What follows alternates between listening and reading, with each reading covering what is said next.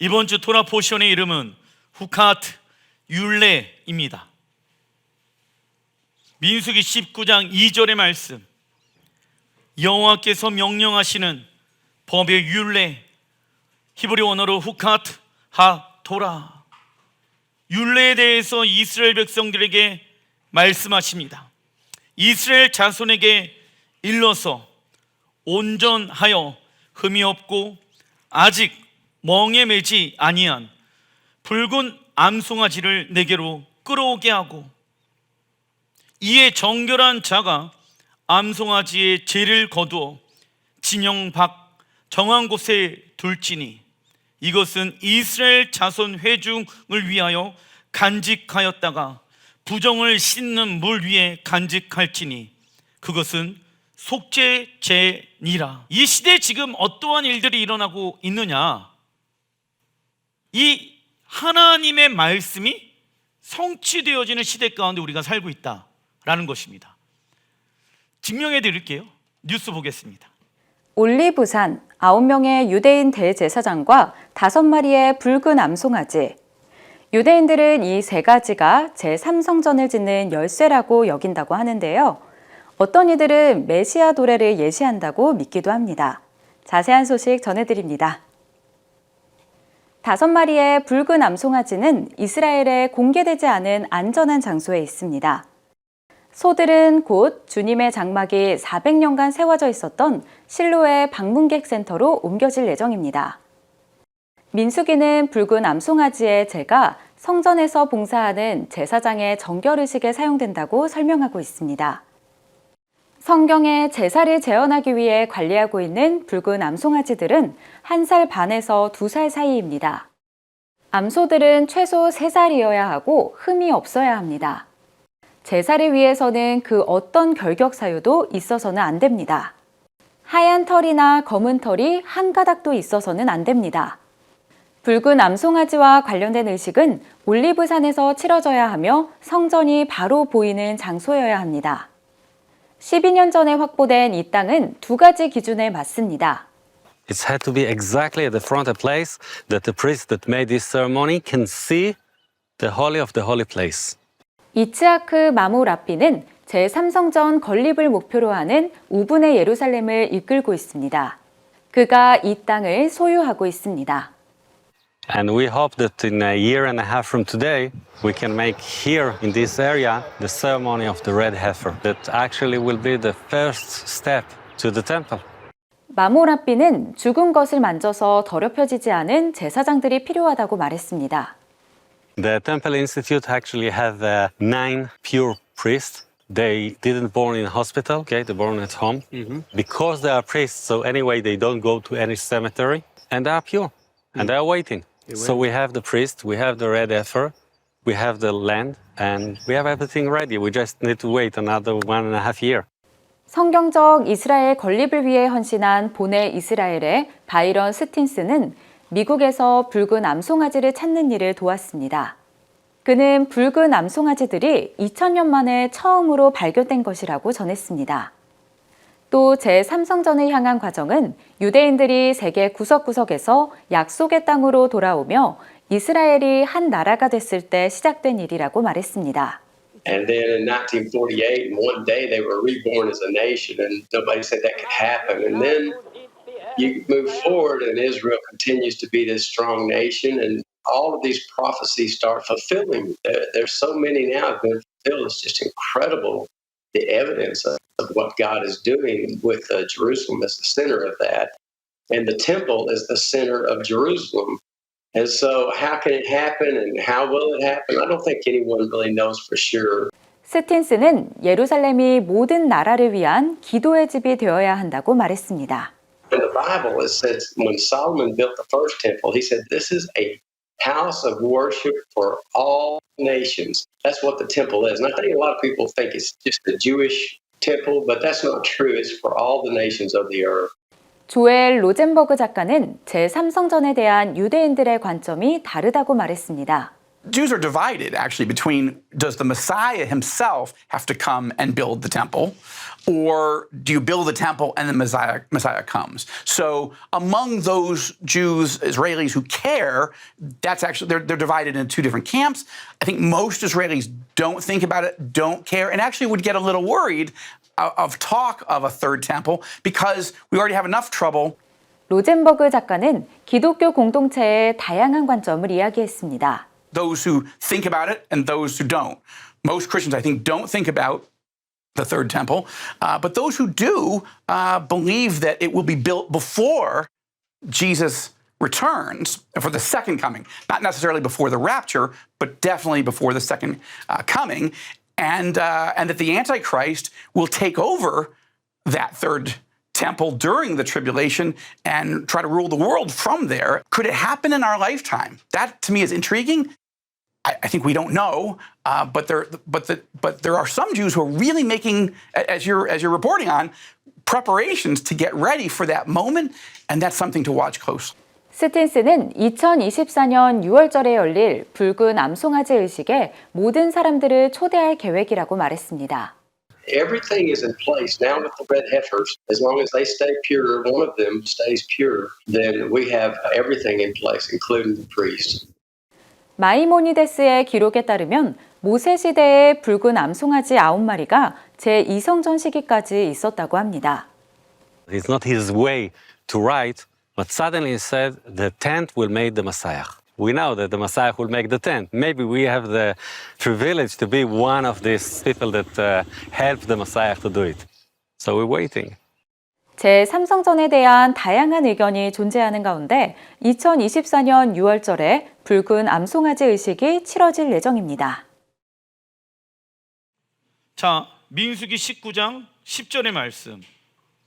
암송아지의 죄를 거둔 자도 자기의 옷을 빨 것이며 저녁까지 부정하리라. 이는 이스라엘 자손과 그 중에 거류하는 외인에게 영원한 율례니라.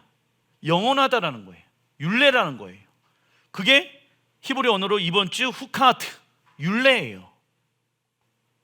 이 하나님의 예언되신 말씀이 성취되어지고 있는 시대에 우리는 살아가고 있다라는 것입니다. 그렇다면 우리가 해야 할 것은 무엇일까요? 깨어 기도하는 것이죠. 깨어 있어야 되는 거예요. 하나님은 붉은 암송아지, 히브리 언어로 파라 아두마, 이 붉은 암송아지의 죄를 만드는 규례를 말씀하시면서 법의 율례라는 표현을 사용하십니다. 그렇다면 붉은 암송아지를 취하여 죄를 만들고 나서 정결케 하는 물을 만드는 예식은 무엇을 상징하는 것일까? 이 규례가 나오게 된 배경은 다음과 같다. 하나님의 말씀에 불순종하게 된 이스라엘 백성들은 광야에서 다 죽게 될 것을 말씀하고 계십니다. 그래서 이스라엘 백성들은 날마다 무엇과 접촉하고 있습니까?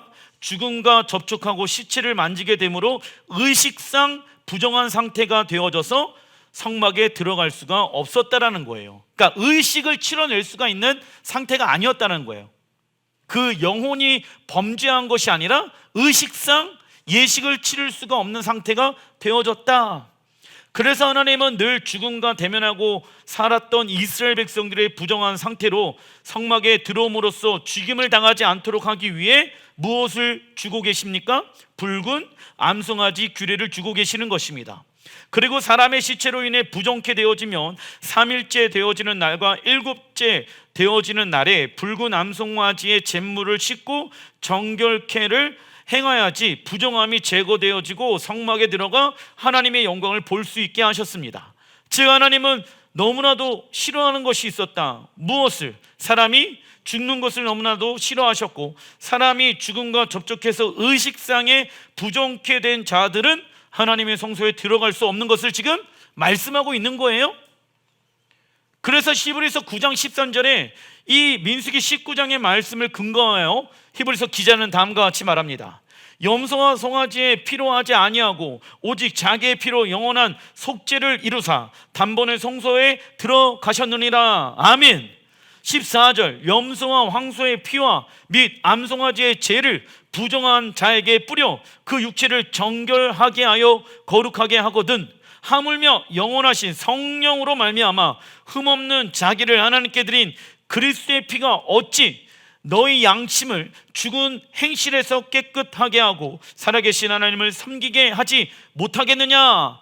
자, 동일한 거예요. 예수와의 피가 죽은 양심, 죄 가운데 있는 우리를 깨끗하게 하고 나서 그 이유가 무엇입니까? 살아계신 하나님을 섬기기 위하여서.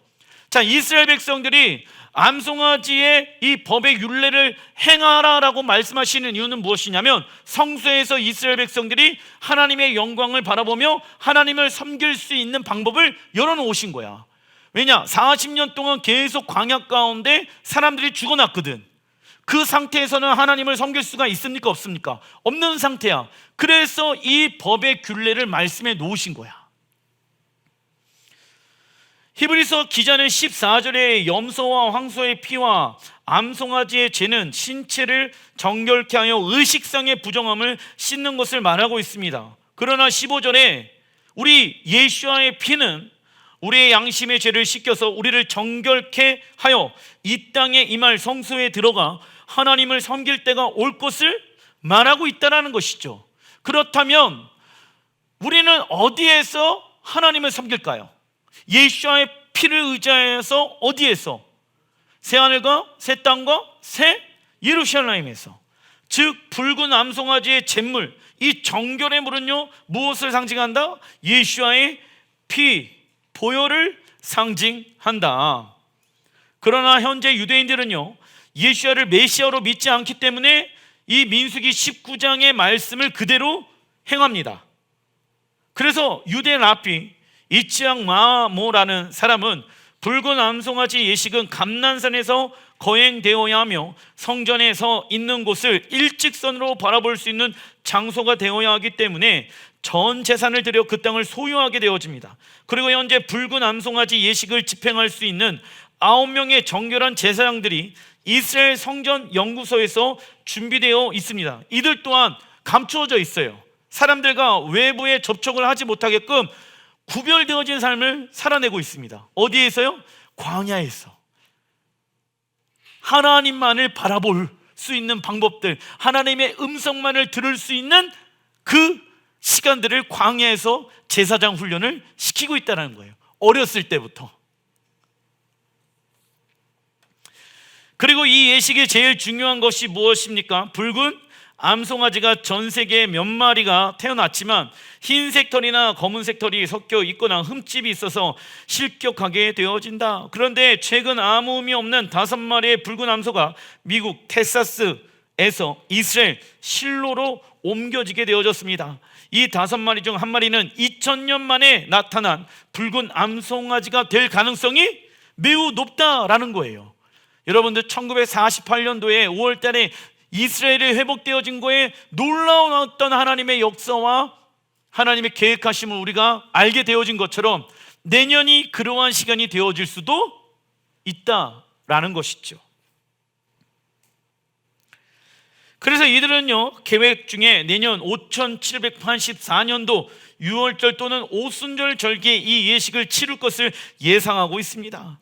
이스라엘의 이 예식이 회복된다는 것은 마지막 때 세워질 무엇이 임박함을 알리는 것과 연관되어져 있습니까? 제3성전이 회복되어지고 세워질 것을 예언되어져 있는 말씀들이 있다. 그래서 유대인들에게 붉은 암송아지의 출현은 누가 오시는 것을 임박했다는 사인으로 이해할 수 있을까요? 메시아. 그리고 유대인들은요 하나님께 제사를 드릴 수 있는 성전 건축을 진행하고 싶었는데 붉은 암송아지가 없어서 진행하지 못하였습니다. 여지껏. 그런데 성전 건축을 할 수 있는 명분이 생기게 되어진 것입니다. 그리고 아까 말씀드렸던 것처럼 황금돈을 무너뜨릴 필요가 있다 없다? 없는 거야. 요한계시록 11장 하나님의 성전이 회복될 것을 예언하고 있습니다. 요한계시록 11장 1절 또 내게 지팡이 같은 갈대를 주며 말하기를 일어나서 성전 바깥 마당은 측량하지 말고 그냥 두라. 그들이 거룩한 성을 42달 동안 짓밟으리라. 하나님께서 사도 요한에게 7년 대환란 때 무적행으로부터 올라오는 짐승 적그리스도가 아마겟돈 전쟁을 일으키는 사건을 말씀하고 있습니다. 그리고 사도 요한은 자신이 아마겟돈 전쟁과 예수와의 재림보다 42개월 앞서 있음을 발견하게 되어집니다. 그리고 하나님은 사도 요한에게 갈대를 가지고 성전과 그 안에 예배자들을 측량하라는 말씀을 듣게 되어진다. 그런데 성전이 만약 없다라고 하면 어떻게 성전을 측량할 수 있겠습니까? 그렇죠? 그러니까는 이 삼성전의 회복은 예수와께서 재림하시기 이전에 7년 대환란에 세워지는 부분들을 말씀하고 있는 것이에요. 그러므로 아마겟돈 전쟁이 일어나기 42개월 전에 제3성전은 세워질 것이며 유대인들은 그곳에 가서 하나님께 제사를 드리게 될 것입니다. 이 일들이 진행되어진다면 아마겟돈 전쟁과 예루살렘 예수와의 재림이 7년이 남게 되어지는 것이에요. 이처럼 우리는 예언이 성취되어져 가고 있는 시대에 살고 있다. 그날을 위하여 우리는 준비하고 예행 연습하는 자가 되어야 한다. 중간 입어 민수기 20장 5절 읽어보겠습니다. 시작. 너희가 어찌하여 우리를 애굽에서 나오게 하여 이 나쁜 곳으로 인도하였느냐? 이곳에는 파종할 곳이 없고 무화과도 없고 포도도 없고 석류도 없고 마실 물도 없도다. 여호와께서 모세에게 말씀하여 이르시되 지팡이를 가지고 내 형 아론과 함께 회중을 모으고 그들의 목전에서 너희는 반석에게 명령하여 물을 내라 하라. 아멘. 혹시 이번 주간 뭐도 없고 뭐도 없고 뭐도 없고 뭐도 없고 나는 왜 이렇게 없는 게 투성인가? 라고 만약에 생각과 마음을 가지고 있었다라고 하면 지금 이 20장의 주인공인 거예요. 하나님은 물이 없는 이스라엘 백성들에게 생명수가 터져 나오는 것을 경험시켜 주시길 원하셨다. 그리고 하나님은 모세에게 지팡이를 잡고 반석을 향해 말로 명령하라, 선포하라 말씀하십니다. 이처럼 우리가 신앙생활을 하면서 환경에 막혀 있을 때 어려울 때가 종종 있습니다. 이때 우리의 생각이 강하면 무엇을 할 수가 없을까요? 믿음의 선포. 우리의 생각이 강하면 하나님의 말씀에 대한 믿음의 선포를 할 수가 있다 없다? 그러니까 있는 것을 찾는 것이 아니라, 감사한 것을 찾는 것이 아니라 무엇을 찾기 시작한다? 없는 것을 찾기 시작한다. 그러니까 내 영혼이 어떻게 되어질까요? 피폐해지기 시작한다. 그래서 우리가 기도해야 하는 이유는 무엇입니까? 뭔가 우리가 원하는 뜻을 이뤄내기 위해 기도하는 것이 아니라 하나님의 말씀이 이루어질 것을 믿기 때문에 우리는 무엇을 한다? 기도하는 것입니다. 할렐루야. 그런데 사단은요, 우리의 입술 가운데 믿음의 선포를 하지 못하게끔 우리의 무엇을 잡고 있다? 민수기 20장 10절 반역한 너희여 들으라. 우리가 너희를 위하여 이 반석에서 물을 내려 하고 모세가 그의 손을 들어 그의 지팡이로 반석을 2번 치니 너희가 나를 믿지 않았고 이스라엘 자손 목전에서 내 거룩함을 나타내지 않았다. 물을 내시는 분은 모세와 아론이 아니라 누구입니까? 하나님. 우리가 너희를 위하여 물을 내는 것이 아니라 우리가 하나님의 영광을 위하여 물을 내리는 것은 올바른 고백입니다. 그러나 모세와 아론은 이스라엘의 백성들의 반역에 신물이 나서 지팡이로 반석을 2번 치면서 절제되지 못한 자신의 성격을 내보이고 맙니다. 그 결과 하나님은 모세에게 하나님의 능력과 권세를 부여받은 자임에도 불구하고 그 순간에 하나님은 그들을 향하여 하나님을 믿는 믿음이 없다라고 말씀하십니다. 이는 모세가 믿지 못함은 지적으로 동의하지 않는 것이 아니라 하나님의 말씀대로 온전히 순종하지 않았다는 것을 의미한다. 그래서 순종은 어떻게 하는 것입니까? 즉시 온전히 기쁜 마음으로. 할렐루야. 당시 하나님은 모세를 통해 이스라엘 백성들에게 자비를 베푸시는 하나님으로 나타나길 원하셨는데 모세는 하나님을 진노하시는 하나님으로 잘못 대변한 것이지요.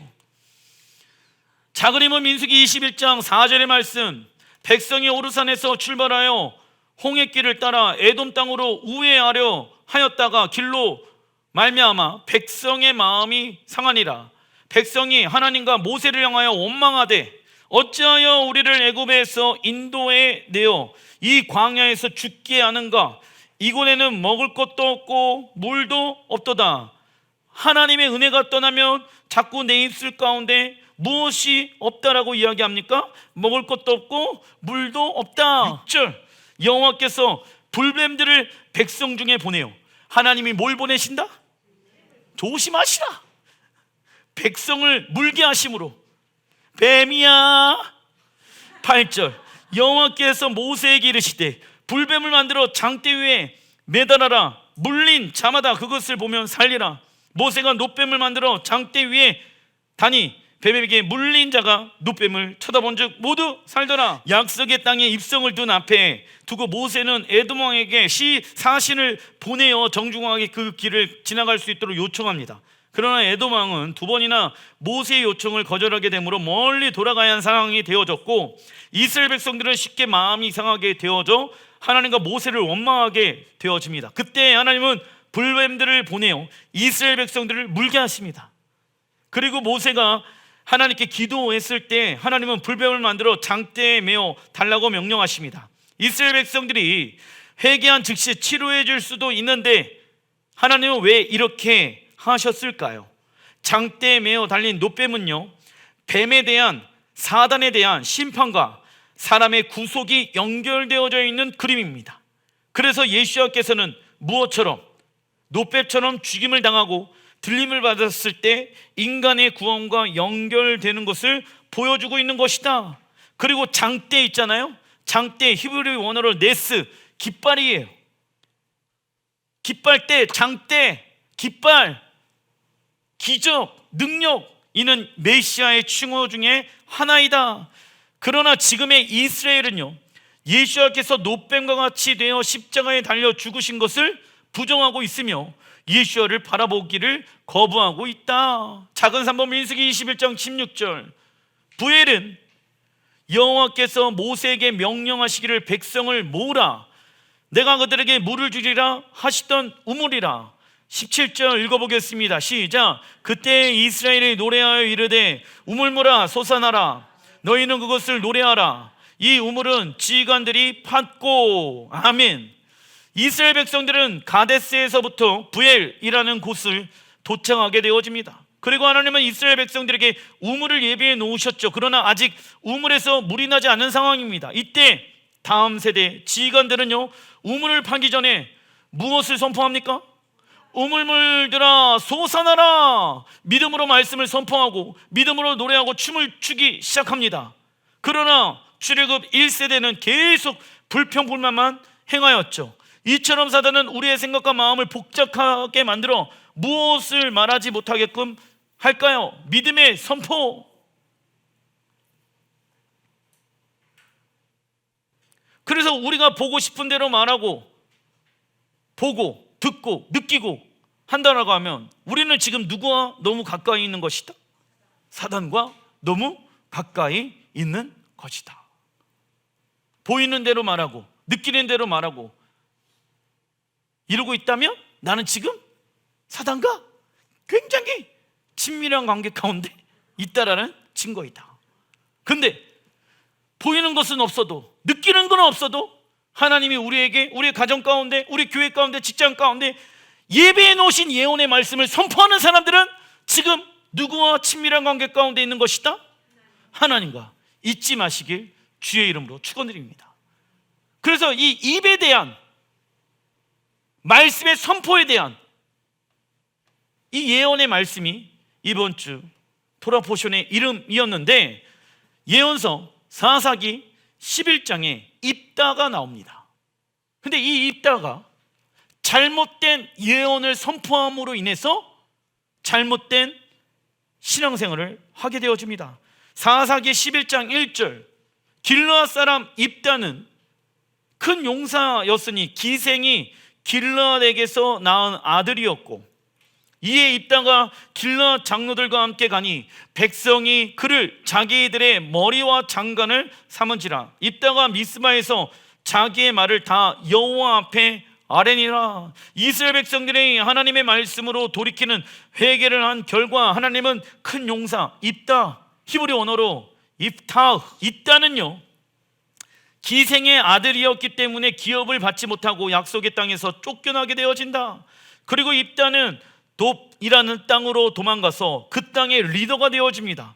그런데 길르앗 장로들은 암몬과의 전쟁에서 다른 지파에게 도움을 요청하였는데 그 다른 지파가 오지 않게 되어지지요. 그래서 길르앗 장로들은요, 기생의 아들이었지만 큰 용사였던 입다에게 도움을 요청하게 되어진다. 입다는 동족에게 배신을 당하였지만 그의 마음은 이스라엘의 하나님께 있었습니다. 참고로 입다의 뜻은요, 열다, 넓게 하다, 자유케 할 것이다의 단어의 뜻을 가지고 있습니다. 사사기 11장 3절. 그런데 이 입다가 너무 급한 서원을 하게 되어집니다. 여러분들, 하나님은 무엇을 즐거워하십니까? 서원을 즐거워하십니다. 그런데 하나님 앞에 서원하게 되어졌을 때 너무 급한 마음으로 서원을 해서는 된다, 안 된다? 안 된다. 왜? 문제가 일어날 수 있기 때문에. 기도해보고 서원해야 된다. 사사기 10장 30절의 말씀, 그가 여호와께 서원하여 이르되 주께서 과연 암몬 자손을 내 손에 넘겨주시면 내가 암몬 자손에게서 평안히 돌아올 때 누구든지 내 집 문에서 나와서 나를 영접하는 그는 여호와께 돌릴 것이니 내가 그를 번제물로 드리겠나이다 하니라. 34절. 입다가 미스바에 있는 자기 집에 이를 때 보라, 그의 딸이 소굴을 잡고 춤추며 나와 영접하니 이는 그의 무남 동료라. 입다는 하나님께 대한 무분별한 헌신으로 자기가 서원한 대로 딸을 번제로 하나님께 드렸을 것입니다. 왜냐하면 이 말씀은요, 영적으로 해석하면 안 됩니다. 문자적으로 해석하는 게 원래 하나님의 말씀의 해석 중에 첫 번째 방법이었어요. 물론 영적인 해석도 중요합니다. 그리고 그 이유는 사사 시대에 왕이 없으므로 사람마다 자기 소견에 옳은 대로 행하였기 때문에 입다가 무분별한 헌신으로 자기가 서원한 대로 딸을 번제로 하나님께 드린 거예요. 왜? 사사 시대의 특징이 무엇입니까? 자기 소견에 옳은 대로 행하는 것이 일반적인 사람들의 생각이었거든. 그러니까 하나님이 원하는 방법으로 하나님을 섬겨야 되는데 내가 원하는 방법으로 하나님을 섬긴 거야. 그래서 입다는 하나님의 말씀을 바르고 정확하게 알지 못하였기 때문에 무고한 딸을 번제로 드린 것이다. 왜냐하면 번제물은 사람이 아닌 무엇으로 드려져야 합니까? 양과 소를 통해 드려지는 것이다. 그래서 하나님의 말씀을 정확하게 안다라고 하면 나도 살고 다른 이도 살게 합니다. 그러나 목회자가 하나님의 말씀을 정확하게 알지 못한다라고 하면은 눈먼 자가 눈먼 자를 인도하는 거예요. 그러한 꼴이 되어진다. 눈먼 자가 눈먼 자들을 인도하니까 다 어디로 빠집니까? 죽음의 땅, 사망과 권세 가운데 함께 죽게 되어지는 것이죠. 그래서 우리는 하나님을 향해 경솔히 약속하거나 서원하지 말고 한번 서원한 것은 손해를 볼지라도 지키려는 태도가 굉장히 중요한 것입니다. 기도하겠습니다.